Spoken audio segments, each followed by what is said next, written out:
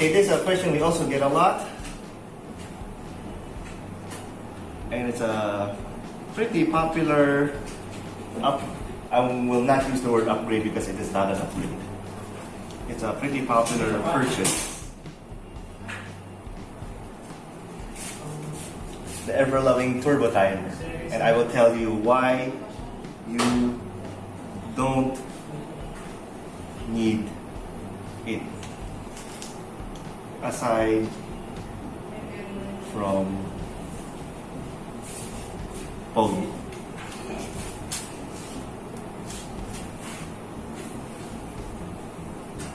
First history lesson and function.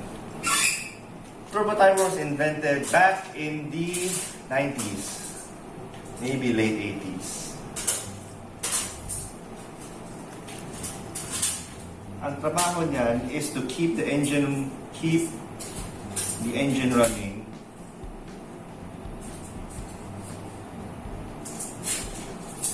after you park. To cool down the car.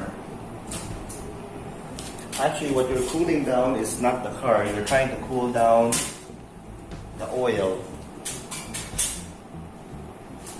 that is running through the turbo. This is your turbo, this is the intake, this is the turbo outlet. There is an oil line here and an oil line out here that goes back to the oil pan. Back then, oil is not as good, so after umupak ka ng malakas, this one is hot. If you immediately shut off the engine, there is still some oil here, and that oil has a small possibility na maluto, which might destroy the bearings. Notice I used the word small.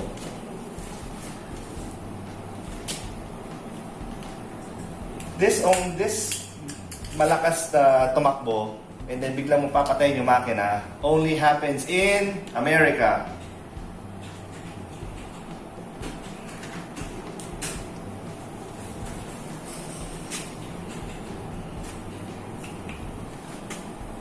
Where you have houses, on houses, and houses, and houses na may kalsada, separated by a fence, and this is your driveway to your garage. Walang gate.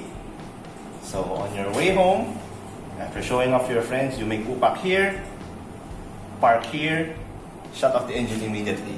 That can possibly lead to turbo damage if done often enough. You will not destroy your turbo because you did it today and then you did it 6 months later. But it's a cute and popular enough accessory with lots of blinking lights like that with a button there that tells everybody, ooh, car's turbocharged. So the famous ones are Apex I and of course HKS. Now there's a lot of copies of this one. So that's the purpose of the turbo timer. Pagpatay mo ng makina, pagpatay mo ng key, ignition off, engine still running, cools off for 1 minute up to 3 minutes. Then it shuts down on itself. Now, like I said, it's great if you live in America. It's small price to pay. It's normally about $300 before. And compared to, say, $2,000 turbo. Small security, peace of mind. Why it doesn't work in the Philippines is for one of 3 reasons. In the Philippine setting, almost everyone that has a car has an automatic built-in turbo timer built into society. There are 3 of them actually. Number 1, traffic. Before ka makapatay ng papatay mo yung makina mo, may traffic na. That serves as your cooldown, and this is definitely more than 1 minute. So you will slow down before shutting off your engine.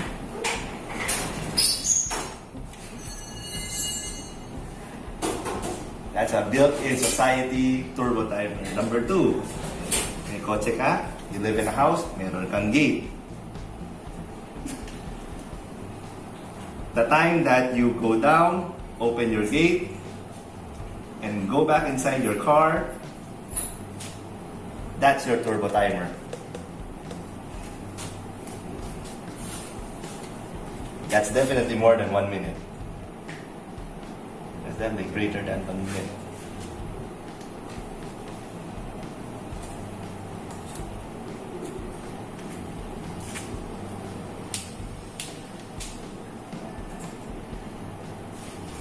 Number 3, you don't have a gate, you have a car park in your condo. By the time you go up your car park to whatever floor that you're parking, that's already your turbo timer. Kasi hindi ka man uupak ng 50 kph yan eh. You're probably doing only 5. You're probably only doing 5 to 10.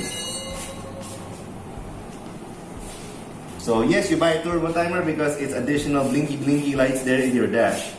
But as a real function now, it's next to useless. And oils nowadays, especially with all the synthetics, it's not prone to being cooked anymore with the heat generated by modern cars, because almost all modern cars and modern oils. Very simple.